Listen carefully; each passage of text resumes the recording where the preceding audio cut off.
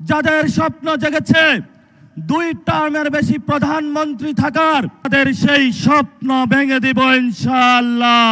গণঅভ্যুত্থানের একটি অন্যতম প্রতিশ্রুতি বিষয় ছিল বাংলাদেশে আমরা একটি গণতান্ত্রিক সরকার পদ্ধতির দিকে যাব, যখন আমরা সংস্কার এবং বিচার প্রক্রিয়া সম্পূর্ণ করতে পারব। সংস্কার প্রক্রিয়ায় দেশের জনগণের হাতে চাবিকাঠি তুলে দেওয়া হয়েছে।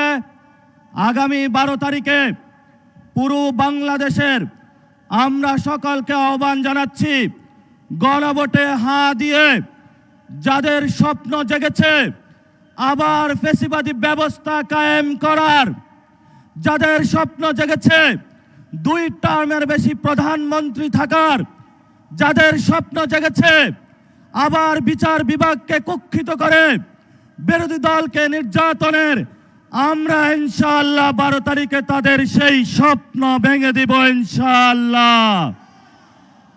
প্রিয় উপস্থিতি, এই গণঅভ্যুত্থানের পরে আপনাদের মনে আছে কিনা, ওবায়দুল কাদের সাহেব বলেছিলেন আওয়ামী লীগের 5 লাখ নেতাকর্মীর মাথা কাটা যাবে। আমরা ধৈর্য ধারণ করেছিলাম। আমরা বিচারে বিশ্বাসী, আমরা আইনে বিশ্বাসী। এই জন্য আইনের কাছে খুনি শেখ হাসিনাকে আমরা সুপর্দ করেছিলাম। বাংলাদেশে তার ফাঁসির রায় হয়েছে, কিন্তু আমাদের পার্শ্ববর্তী একটি দেশ যারা গত 50 বছর আপনার সন্তানকে হত্যা করেছে, আমার ভাইকে গুম করেছে, আমাদের প্রত্যেকটি জীবনের মধ্যে সাংস্কৃতিক, রাজনৈতিক, অর্থনৈতিক পরাধীনতা চাপিয়ে দিয়েছিল, যারা আমাদের ভাইকে প্রতিনিয়ত সীমান্তে যাওয়া মাত্র গুলি করে হত্যা করছে, যারা প্রাণ প্রকৃতির আমাদের নদীগুলো শুকিয়ে দিচ্ছে, যারা বাংলাদেশের মানুষের উপরে বৃদ্ধাঙ্গুলি দেখাচ্ছিল, তাদের আশ্রয়ে হৃষ্টপুষ্ট হয়ে আগামীর 12 তারিখের ইলেকশনকে বানচাল করার জন্য সেই খুশি হাসিয়াকে আশ্রয় দিয়ে বাংলাদেশের মানুষের বিরুদ্ধে তারা প্রতিনিয়ত ষড়যন্ত্র করে যাচ্ছে।